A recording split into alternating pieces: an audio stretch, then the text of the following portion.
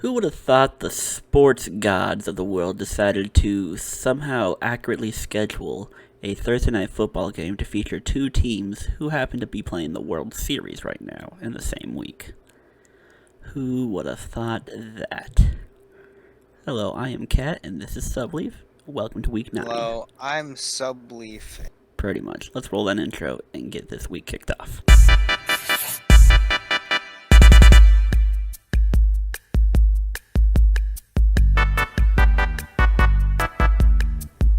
I was tempted to do my intro again, but then I realized I did that in the pre-intro, or I guess that's a cold open, whatever. Hello everybody, and welcome to the week 9 video, my prediction picks. I'm your host, Blank Canadian Cat. I'm here with Despaloff, the one, the only. And Absolutely. we are gonna have some fun. We are gonna do a little bit of trolling, and I didn't feel like setting up a face cam or the camera or whatever, so you're gonna get our beautiful Discord profile pictures in the call. We're also in Coconut Mall, so if someone comes in and trolls us, then, well, shit. But Then, well, that would be hilarious. it would be a little bit of hilarious, but it would mess up the screen recording, blah, blah, blah, but whatever. And if anyone's asking about the profile picture I'm currently holding, that is here. Let me look up their name real quick. There was someone I discovered the other day. His name is Aiden, and he is an artist. He makes anime people in sports scene uniforms and whatnot. He is a major Bay Area fan, and yeah. Yeah, I So- dropped him a follow. He's pretty cool.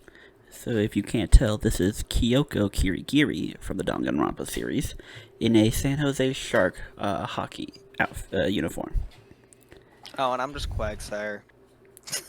Yes. So please give him a follow. I will drop that down below, and I'll also pop a thing up here, and future me edits this. And yeah, let's get into the week. So I believe one of these days you should keep track of your predictions just to see how far you get. Oh yeah, all right. I think I will keep track of it then, or I can go back and watch it. Yeah. Either one. But last week we had a fantastic week, going 11-4 straight up, 11-4 against the spread, and 9-5-1 on our totals. We had our first total push of the season, which came off the Monday night game. Granted, I did not expect the Browns to blow out the Bengals, but it does not surprise me they won. I'm going to set my mic down. And Daniel Jones has put the mid in going back to mid-season form. You hate to see it, but also kind of funny. Pretty much. Bringing our season totals to 72-50-1 straight up, 62-59-2 against the spread, which now brings us positive for the first time this season, I think. I don't know if it's the first time or not, but we are back in the plus side on the spread, so things are looking up. And the totals have cashed out. The totals, again, also rising. We built ourselves a hell of a hole, or we dug ourselves a hell of a hole, I should say. But we'll have time to bounce back. We still got plenty of season to go. And if we keep sneaking in these 9-5s, 8-6s, or whatever, then good things are bound to happen eventually. And with that, let us roll into the picks. I think for this thing, just for the sake of it, Dustbeloff, I think I'm just going to highlight like 3 or 4 games. You can give your expertise analysis, and you tell me where you go from there. All right. So which ones do you want me to grab? Because I can absolutely grab Seahawks Cardinals, but I know that's farther down. So how about this one? First game that both of us will look at is Green Bay going into Detroit to play the Lions. The Packers are currently favored by 3.5. What does your well, the expertise Packers say? didn't really go get a wide receiver during the trade deadline. I expected them to. However, I do think the Aaron Rodgers is going to come around eventually and start playing. Oh, maybe a tiny bit better. We haven't really seen Aaron Rodgers from Aaron Rodgers, if you know what I mean. I get that, absolutely. And I think against the Lions, against the division rival, unfortunately, as much as I do like the Lions this year as a good young team, especially their offense. You know, their defense not really there. Their offense clicking a little bit. They put up 45 against the Seahawks against Tariq Woolen. But unfortunately, Seattle's first couple of weeks, their defense wasn't that good. It's definitely picked up. Yeah, you're right about that. But I think Aaron Rodgers, even though his receivers really aren't all there, I think he'll kind of start to put it together and look more like Aaron Rodgers during this game. I got the Packers. I think this is I pretty much echo what you state. I think this is a good get-right game for them. And it's more or less a bigger test to them as well. This game is going to determine at this point, in my eyes, whether or not we should care. Because let's be real a little bit here. The Buffalo game, we knew Buffalo was miles ahead. So the fact that Green Bay ultimately somehow, I need to go watch the game, so I don't know, but the fact that the game ended as a 10-point game, or the fact that Buffalo, I think, started out 24-10 at the half or whatever, and then only scored 3 points the rest of the way, I think it does mean something to Green Bay. I think it gives them a little momentum, but I wasn't expected to win anyway. And then Taylor Heineke always gives people problems somehow, some way. He's not great, but somehow he motivates his team to play better than like a Carson Wentz, so to speak. But I think this is a good spot for Green Bay. I think this is a good get-right game. Taylor Heineke's on the Commanders, not the Packers. You said Heineke. Yeah, no, I was talking about Heineke because they lost to the Commanders before they lost to the Bills. Oh, yeah, you're right. But I think this is a good get-right game for Rodgers, and I think this game, I'm hesitant on, again, because even if they do beat the Lions, that's not going to tell us much. But I feel like this is a get-right game. Packers figure something out. Romeo Doubs, who looked decent from the highlights I've seen of the Sunday night game, I think it improves. And I think Aaron Rodgers kind of realized, hey, it's a now or never kind of situation. So I like the Packers in this one too. But that being said, 3.5, I still need Green Bay to prove it for me. And Detroit's so freaking inconsistent. They'll drop 45 against the Seahawks, and then I think the week after that they didn't score any points. Kind of crazy.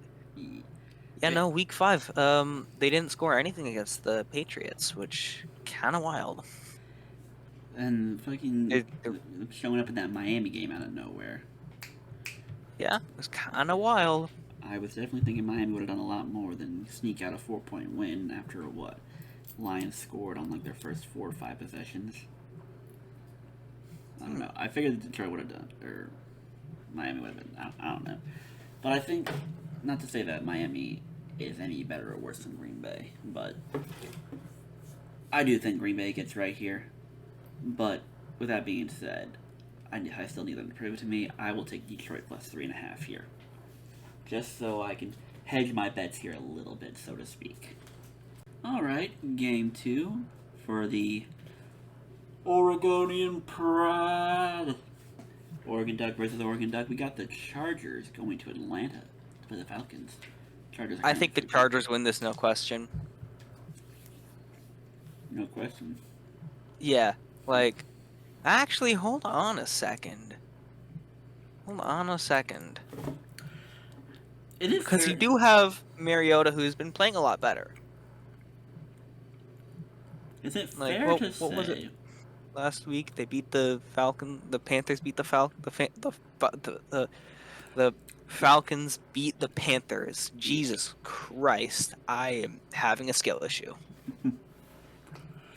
Although they did almost collapse 13 different times in that game, but Carolina collapsed even more. But the Panthers really should have won that. Oh yeah, absolutely. They really should have. But the little tiny bit that I saw from Marcus Mariota, there was a little bit of inconsistency, but there was a little bit of promise there too. So I do think that it shouldn't be as much of the Chargers are going to win as a lot of people think it will be, because you see Justin Herbert, you see Khalil Mack on the defense, you see and you think who can really stop that on the Falcons? But I do think that the Falcons. I mean, think about that too. Atlanta's defense gave up 34 to Carolina. Oh yeah, true. Well, the Buccaneers defense gave up 21, and they lost by double-digit points. But the Buccaneers are also washed, so. I will say though, with both teams' defenses underperforming for all intents and purposes. Like the last time we saw the Chargers, they just got 37 dropped on them by Seattle. Which again, we might think I think Seattle's a respectable team, but I don't think they're that high flying offense that they keep trying to project onto us. Yeah. I will say though, this game feels like a very easy over. I don't know what the total is, but it looks like an easy over. But I think this is a Charger wake-up call. They're off the bye. They're probably looking, damn, if they can have enough 34 to that Carolina offense, imagine what we could do to it. So everyone should be realistically healthy, and points should come. And I think if this game turns into a shootout, I do think the Chargers have a better chance on winning the shootout than Atlanta does. Yeah, personally. But also the Chargers do have a few key guys on defense that can either, if they don't come to play, it could be a shootout, but if they come to play, the Chargers are going to win this by a lot. Yeah. If it's a shootout, I still am leaning towards the Chargers, so I will take the Chargers. I'm going to grab the Chargers too here for the sake of, I think there's like another wake-up call. They've severely underperformed expectations, lost a lot of games they probably should have won, and now they're looking around the conference, seeing teams like Cincinnati and the Jets now a little enabled. I feel like there's a chance like, hey, let's get our dominance back and try to take advantage of these teams who are also underperforming or going through struggles now. They have injuries. I think the Chargers take this. I like this a lot. And hell, I think this is almost a lock. The Chargers should win this game, and at 3 points, you can get away with that. Worst case scenario, you get another push.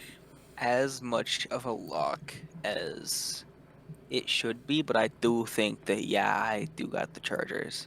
I feel like I've said this like 10 times already, jeez. I'll say this. If the Chargers lose this game, and they lose it basically because they just got outperformed, then you probably shouldn't have high stock in the Chargers the rest of the season. Legitimately. Atlanta, as much as Detroit is a low enough tier opponent for Green Bay, who's heavily struggled to get right, Atlanta might be as respectable at Green Bay, but the Chargers should be a notch above that. So I think the Chargers, to feel right, get right, and move forward, I think Atlanta is a lesser enough opponent that the Chargers can bounce back from that. We have the Seahawks and the Cardinals in Arizona. Arizona's a 2-point favorite, which means Vegas thinks that this game, or the neutral field, or no home field advantage, they think Seattle is the better team. Without making this a meme, go ahead and personally, I think this will be a very close game. I think that Kyler Murray is going to want to come back for revenge because Cardinals got completely destroyed the last time they played the Seahawks. They lost by 10. They didn't even. They didn't. There was even get no 10 offense points for the Cardinals in that game. Yeah. But now they got D-Hop back, and that'll be the real test. They do got D-Hop back. That'll be the real test. But they don't have Marquise Brown. For Tariq Woolen and Kobe Bryant. Good luck locking down DeAndre Hopkins. Yeah. I do think that Tariq Woolen versus D-Hop is going to be a very interesting matchup to watch. A very tough matchup for a rookie Tariq Woolen, who has proven himself as one of the better young corners in the game. That's going to be a matchup to watch, and depending on who wins that matchup is, I think, who wins this game. However, I am a little bit biased towards the Seahawks, but honestly, I think that Kyler Murray, he doesn't want to get beat 2 times in a row. He is going to kind of turn up the heat, and I think the Cardinals might take this one, as much as I hate to say it. My thing with the Cardinals, I kind of wanted to see how this offense would evolve back with DeAndre Hopkins.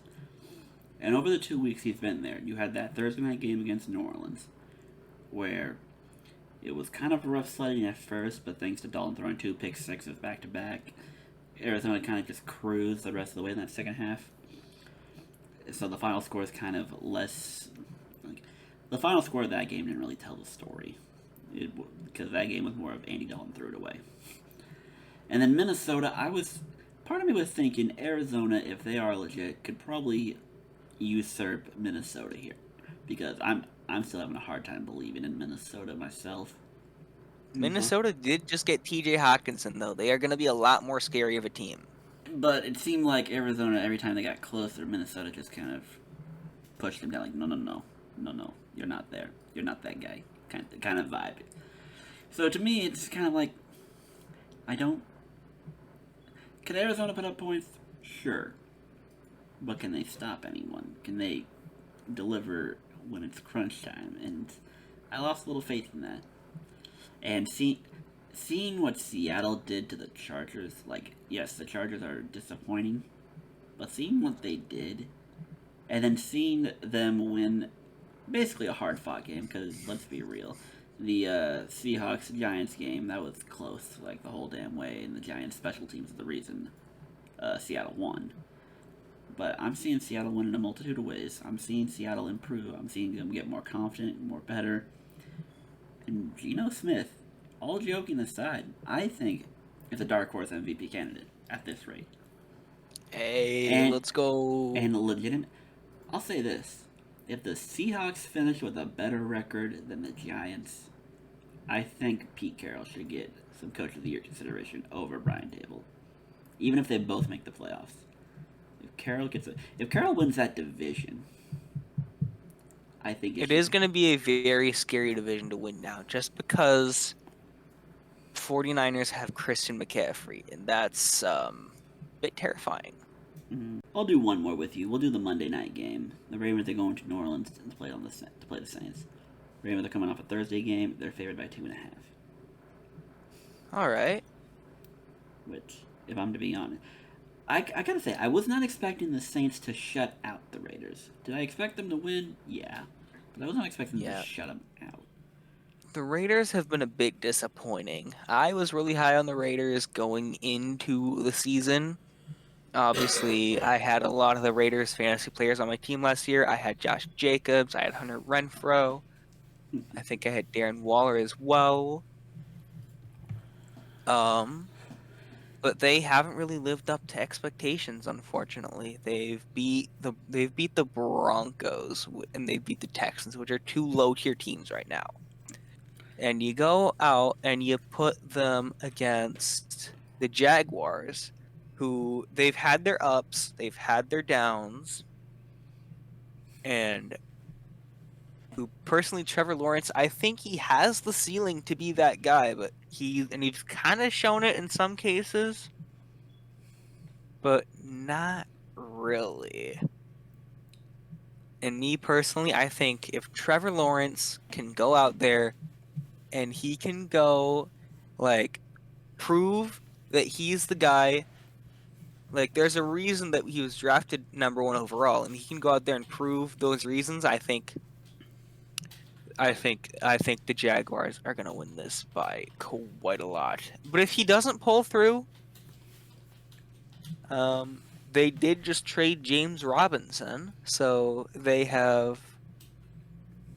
Fuck, what was that guy's name? Kat, you just traded him to me. What was that guy's name again? Shit, I'm not blanking on this. Etienne. They do have Etienne, who's going to be carrying the full workload, and they can kind of rely more on their run game because they know that he is that guy now. And they traded away their starting running back last year to the Jets. Fuck, I just said his name.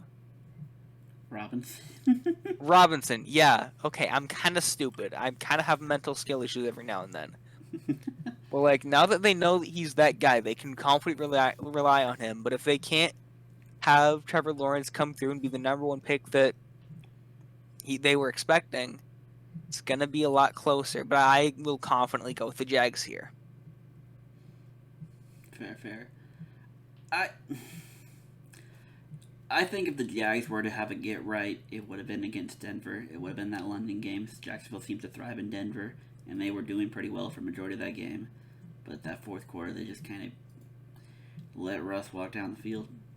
I mean, it made Russ remind us what he is. And it's one of those that's like, that was Jacksonville's chance, and now I'm struggling to give them benefit of the doubt. So I am leaning towards Raiders on that one personally. But also, nice job diverting because we were supposed to be talking about the Ravens and Saints, and somehow you flew all the way to Jacksonville. Wait, were we talking about Ravens Saints? Yes. I thought you said Ravens. I thought you said Raiders. I'm dumb. Okay, I might be stupid. Because I was talking about the Saints shutting out the Raiders, and then you just kind of like, oh, let's talk about the Raiders and Jacks. I don't. Oh my god. Are we talking? Yeah, we're talking. Oh my god. Okay. Yeah. So okay. I'm I'm sure we'll dumb. That's my can fault. we talk about the Ravens and the Saints playing on Monday night? Oh yeah. Okay. On a game that's 3 days before my birthday. Yeah. Oh yeah. Happy almost birthday. I don't like Andy Dalton in. I don't like Andy Dalton in New Orleans. He's been really inconsistent, and the only time he's been consistent is when is like against the Seahawks. So I'm not a fan of that. He is. Go ahead. Finish your thought. No, you got it. I will say it's interesting because remember, Winston is healthy. He can play, but they're choosing to start Andy Dalton. I don't get it. I'm not sure either. And I know Andy Dalton, for whatever reason, back in the day in Cincy, he always had a one-up on us. I didn't quite get it, but he does. And then fucking last year, I mean, granted we were with a bunch of injuries, but if you remember when he was with the Bears, they benched, or I think Fields got hurt, or they benched him, or I don't know what, but Andy came in and was pretty much dominating the game for like the first 2 quarters, or the first like 2 possessions they had. So it's like, damn. So if Andy Dalton does end up starting this game, which I'm assuming he is, because they haven't given us any indication not otherwise, I could see them making it a game. And the Ravens, who are now going to be without Bateman, and in my honest opinion, should probably just sit Andrews if he's not 100%. That's my personal opinion. They did just pick up Roquan Smith, though, from the Bears, which is a very, very good pickup, I would say, in terms of bolstering the defense. The defense is coming around. We're going to finally get more of a pass rush going in, which we've been lacking severely. Yeah, that should definitely help the pass rush. And the question is, can Andy Dalton, at the old age of however old he is, he's like 50 or something, can he deal with this new pass rush of Roquan Smith plus everyone that the Ravens already has? You said it's not very good, but with Roquan Smith, I feel like they'll be a lot better. I can't say much. All I know is people on Twitter like to say Odafe Owe gets held in Lily every play, and they don't call it. But I don't know. Well, I mean, now he's got some help with Roquan then. So and then Bowser's getting healthy. The 3rd round pick Ojaba or something like that is going to be healthy. So yeah, the pass rush should be coming around. Personally, this Ravens defense is about to be pretty scary. That's what Jamal Adams to the Seahawks should have been. Pretty much. But I am riding with the Ravens. I think this team, even if Mark Andrews doesn't play, should beat this Saints team. I don't think they're all that. I will say I'm glad it's low enough at 2.5. I can feel comfortable with that. Had this shot up to like 4 or 5, I'd be scared. Considering for the fact, again, Andy Dalton has some voodoo bullshit against us.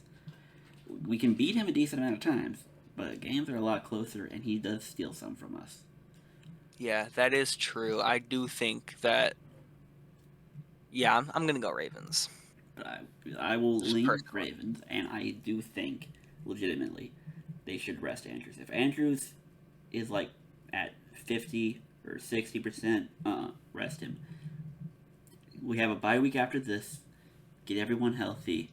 Make a final season push. Since he's going to struggle without Jamar Chase, and because they lost to Cleveland, we now have a 1.5 lead on them. We could buy time. Not that I want to lose this game, but I think we can afford to lose to New Orleans, if that means we all stay healthy and move on. But that's just personal preference. Either way, I think the Saints, with or without Mark Andrews, relatively should have control of this game. But I don't want to say it would surprise me. It would be kind of disappointing if the Saints won this game, because my friend Nathan wouldn't let me hear the end of it. But I think the Ravens should do just fine. I think they should do just fine. And because we've been talking for forever, I'm going to try to wrap things up here. Here are the rest of my results. I'll have them on the screen. Blah, blah, blah. We'll peek into fantasy this week. Subleaf kicked my ass last week in Coconut Mall League. So, you know, fun times there. But outside of that, I've won everywhere else, bringing me to 5-3 in League of Vassals, 4-4 in Discord's Finest, 6-2 into the Coconut Mall, and 6-2 in the Ante & Co. With now Steven fallen again, I now possess the 1 seed in the Ante & Co. Dynasty League. Playing against our 12th seed. So, fingers crossed, we should be fine. I am projected wins in all these games right now. Playing Christopher, the Vikings fan, in LOA. Playing the roommate in Discord's Finest. And playing our good friend Eric in Coconut Mall. Shout out to It's Eric. Follow him on Twitter. Yeah, Eric's goated. I'm playing against Yay Area Legumes in Discord's Finest, and oh yeah, I lost to Cleveland Dog Pound last week. Wow, 7-1. That's like a really good record. Good job with that. Yeah, Amanda's kicking fucking ass this year. Yeah, I know. It's kind of. She was right about who was that Browns tight end that's like really popping off? And then yeah, he was, last I checked, he was doing pretty good. And then in Coconut Mall, I'm going against Luigi. And oh, dude, I'm so sorry. My defense special teams is on a bye right now. I don't need to drop them because Luigi wants to start Drew Brees. Yeah, Luigi is a troll artist out of the 4 leagues. Everywhere else, we have people somewhat trying. Luigi is just trolling. But you know what? That's awesome. We're having fun here. He do got Josh Jacobs, though. That's pretty cool. And before we go, last week's Cat Parlay of the Week also cashed out. So we're on a back-to-back win streak on the Cat Parlay of the Week. And I'm noticing the pattern of I'm just picking them the day of rather than premeditating this. So with that, we're going to go with it again. I'll cross my fingers and go with Cincinnati money line to beat the Panthers. The Browns typically just own Cincinnati for whatever reason, but I think Carolina got a little too trigger happy with that Atlanta game, so yeah. I think the Bengals should be fine. Get a get right game against Carolina. So we'll go with that. Bengals money line, Packers money line, Dolphins against the spread, Raiders Jags under, Bucks Rams under. We'll call that the Cat Parlay of the Week. Last second here. Yep, that is everything I got covered. Anything else you would like to say, Dustball Gaming? Go Hawks.